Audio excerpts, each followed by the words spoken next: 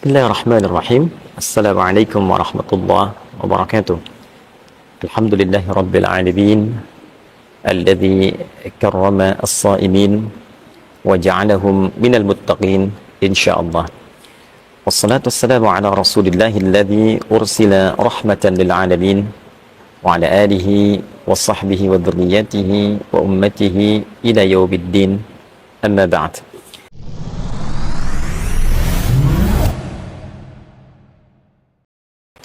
Saudara-saudariku, dalam salah satu hadis yang sangat populer dan cukup viral ketika memasuki bulan Ramadan, hadis yang didokumentasikan oleh Al-Imam Al-Bukhari dalam salah satu topik kitab sahihnya, yaitu tentang kegiatan penting Nabi SAW di bulan Ramadan.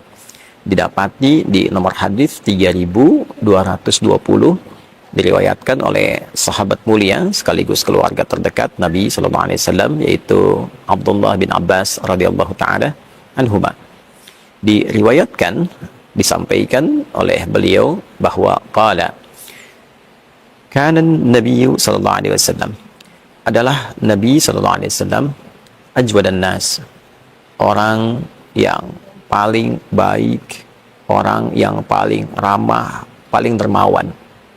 Wa ajwada yakunu fi Ramadan, atau wa kana ajwada ma yakunu fi Ramadan, dan kebaikan itu, kelemah lembutan itu, kemuliaan itu senantiasa bertambah setiap datangnya Ramadan.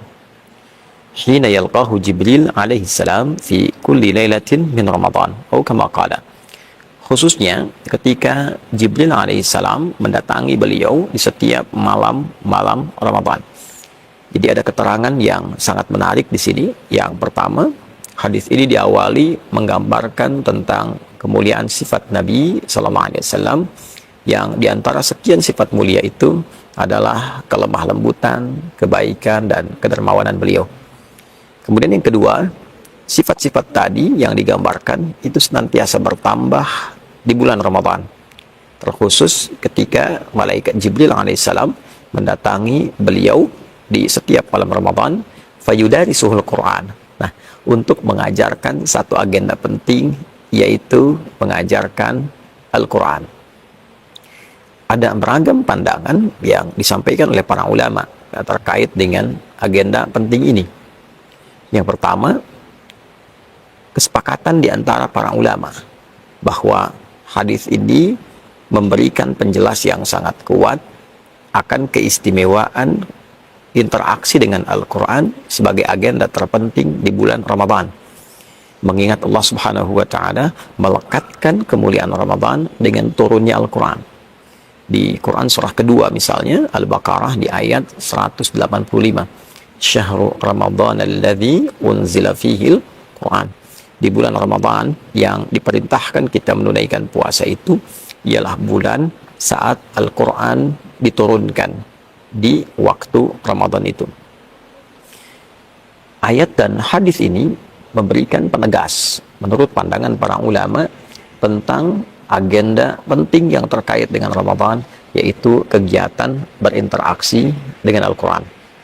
Dengan kata lain, jika ada seorang muslim beriman menunaikan ibadah puasa, dia berpuasa dari mulai fajar sampai dengan terbenam matahari di maghrib, hanya dalam waktu menunaikan puasa ini dan juga malamnya dia menunaikan tarawih, dia tidak mengisi dengan memperbanyak interaksinya dengan Al-Quran, tidak bersentuhan dengan mushaf misalnya, tidak membaca Al-Quran misalnya, maka sementara pakar dari kalangan ulama menilai ada yang tidak sempurna dalam agenda Ramadannya, ada yang kurang berkah dalam kegiatan Ramadannya.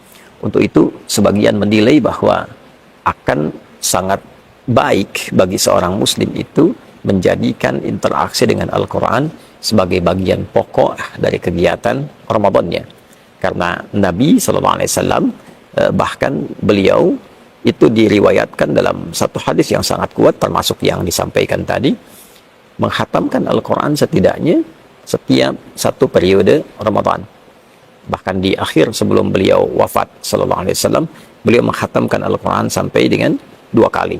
Jadi memberikan kesan bahwa Al-Quran adalah agenda wajib yang dilakukan oleh Nabi SAW saat berada di bulan Ramadan. Saudara-saudariku, jika ada yang bertanya, bagaimana cara berinteraksi dengan Al-Quran di bulan Ramadan?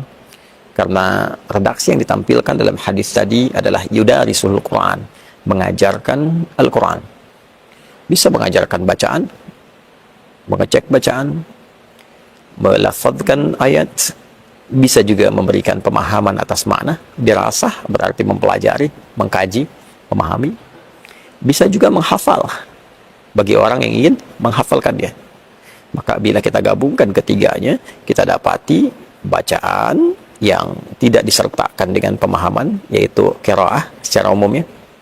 Yang kedua, kajian yang menyertakan bacaan terbatas namun meluaskan pemahaman di dalamnya, disebut dengan tilawah. Dan yang ketiga, upaya untuk menghafalkan Al-Quran lafzan secara lafadznya pun bila memungkinkan disertai dengan makna. Itu yang disebut dengan tahfidz. Dari ketiga ini, kita bisa batasi bagian pertama dulu untuk jumpa saat ini, yaitu bagaimana mengagendakan bacaan Quran secara positif dan efektif sehingga bisa berhasil saat sampai di akhir periode Ramadan. Teman-teman, ada beragam cara yang dilakukan masyarakat. Terkadang juga sesuai dengan tradisi dan kebiasaan di beberapa tempat. Ada yang berkumpul dengan halaqah, ada kajian untuk ibu-ibu khusus membaca Al-Quran. Bagus. Ada para ayah berkumpul untuk membaca Al-Quran. Bagus. Di sini ada 2 hal yang digarisbawahi dalam hadis yang dimaksudkan. Baik itu bacaan ataupun juga pengkajian, pun demikian dengan hafalan, selalu garis utamanya adalah ada guru yang membimbing. Sehingga dalam hadis ini diberikan penekanan Jibril alaihissalam memberikan pengajaran kepada Nabi. Hina yalqahu Jibril alaihissalam fayudarisuhul Quran. Ketika Jibril alaihissalam menjumpai Nabi sallallahu alaihi wasallam, lantas mengajarkan kepada beliau Al-Quran. Nah, memberikan pengajaran artinya ada murid, ada guru. Mendapatkan pengajaran dari murid kepada guru. Ini memberikan sebuah kesan yang sangat kuat bahwa yang dituntut dalam Islam, dituntut dari Al-Quran bukan berapa banyak harus dihatamkannya. Nabi bisa saja menghatamkan selama periode Ramadan 5 kali, 10 kali, 20 kali, 30 kali, seorang Nabi, Rasul. Tapi tentu alasan pertamanya, jika beliau menghatamkan dengan durasi tertentu, maka itu akan menjadi sunnah. Sehingga tidak ditunjukkan banyaknya khatam, sehingga tidak memberikan beban kepada umat di kemudian hari. Seakan-akan kalau khatam 10 kali, sunnahnya mesti 10. Ya. Jadi batasan 1 memberikan kesan setidaknya khatam. Tapi itu pun memberikan sebuah isyarat kualitas. 1 berkualitas, 1 ada guru. Jadi kalau belum bagus betul bacaannya, belum pandai betul membacanya, maka dianjurkan yang diberikan penekanan adalah kualitasnya. Baca Quran, di depannya ada guru. Dia menyimak apakah benar bacaannya. Kalau benar, teruskan. Kalau kurang benar, perbaiki. Maka ketika ia mencoba untuk belajar dengan pola demikian, hadis lain mengatakan setiap hurufnya digandakan 2 kali lipat. Walladzi yatata'ata wa huwa syaqqun 'alaihi falahu ajran. Orang yang berusaha membaca Al-Quran dengan benar, sehingga bahkan lisannya mesti terbata-bata dibimbing, maka dia diberikan 2 kali pahalanya. Bila setiap hurufnya 10 kali 2, ya, dibacakan misal alif lam mim, diperbaiki mim, ya, dia baca sekali lagi. Dari bacaan pertama itu sudah mendapatkan 2 kali pahala. Pahala pertama dari huruf yang dibaca, pahala kedua kesungguhannya untuk membaca supaya menjadi benar. Jadi kalau satu huruf 10, alif, lam, dan mim 3 huruf, standar 3 kali 10, itu 30, kalikan 2 lagi. Bisa 60 dia dapatkan. Nah, ilmu ini penting, supaya tidak merasa pesimis. Wah, ini pengen cepat khatam, selesai. Sementara yang dihatamkan belum tentu benar bacaannya. Jadi, kalaupun ada kajian ibu-ibu, bapak-bapak, ataupun remaja membaca Quran, disertai dengan guru yang menyimak, walaupun satu hari dapatnya satu halaman misalnya, tapi bacaannya benar, pahalanya bisa 2 kali lipat.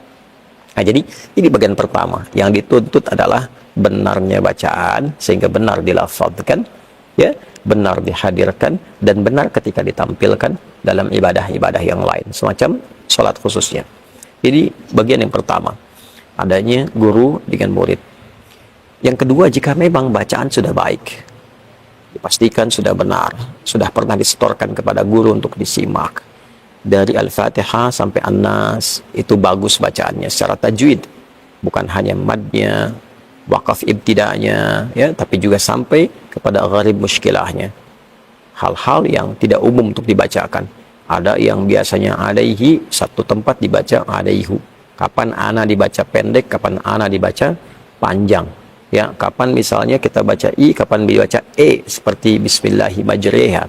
Sudah dikuasai ini semua, maka yang seperti ini silahkan semangat membaca dengan target menghatamkan. Ya, saya pengen khatam misalnya 3 kali selama Ramadan, silahkan bagi 3 periode. 10 hari pertama itu bisa digunakan untuk 1 kali khatam. Jadi 1 hari bisa 3 juz, hari kedua 6 juz, 10 hari selesai 30 juz. Saya ingin menghatamkan misalnya setiap pekan saya bisa hafal Al-Quran dalam konteks membaca khatam, ya boleh, silahkan.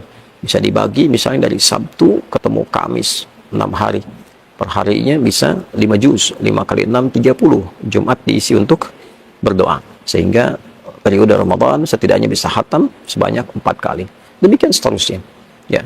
Jadi setiap apa yang kita bacakan dalam bacaan Al-Quran kita di bulan Ramadan memberikan sebuah nilai tersendiri ketika semua itu kita tujukan untuk mengikuti sunnah Nabi SAW. Jadi yang pertama, agenda membaca Al-Quran, agenda berinteraksi dengan Al-Quran adalah di antara agenda terpenting yang langsung ditunjukkan oleh Nabi SAW selama periode Ramadan.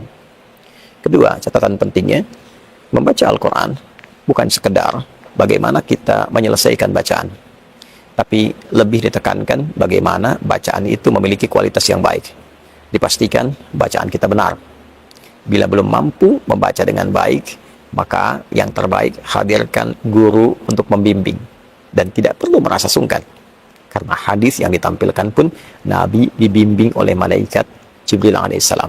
Setiap bacaan yang kita bacakan berlipat pahalanya dan menghadirkan nilai-nilai kebaikan yang berbeda jauh dengan bulan-bulan selainnya. Saudara-saudariku, manfaat membaca Al-Quran, khususnya di bulan Ramadan, 1, memberikan kita kesempatan untuk senantiasa mengisi ketenangan dalam jiwa kita, karena Al-Quran adalah sumber ketenangan bagi jiwa. Yang kedua, membaca Al-Quran memberikan kekuatan tersendiri pada diri kita untuk melepaskan dari persoalan-persoalan hidup yang sedang mendera. Oleh karena itu, para ulama seringkali memberikan rumus. Jika Anda sedang punya banyak pikiran, buka mushaf, baca Al-Quran, sejenak persoalan itu akan hilang, diberikan ketenangan pada jiwa, sehingga cerah pikiran kita untuk merumuskan solusi, menyelesaikan persoalan yang tengah dialami.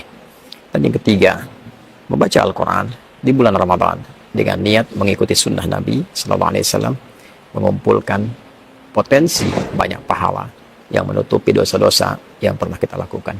Semoga kita diberi kekuatan untuk senantiasa bisa berinteraksi dengan Al-Quran, mampu menjadikan Al-Quran sebagai teman di dunia dan syafaat bagi kita di akhirat kelak, seperti yang dijanjikan oleh Nabi SAW. Demikian, subhanakallahumma bihamdika, asyhadu an la ilaha illa anta, astaghfiruka wa atubu ilaik, wa akhiru da'wana alhamdulillahi rabbil alamin. Assalamualaikum warahmatullahi wabarakatuh.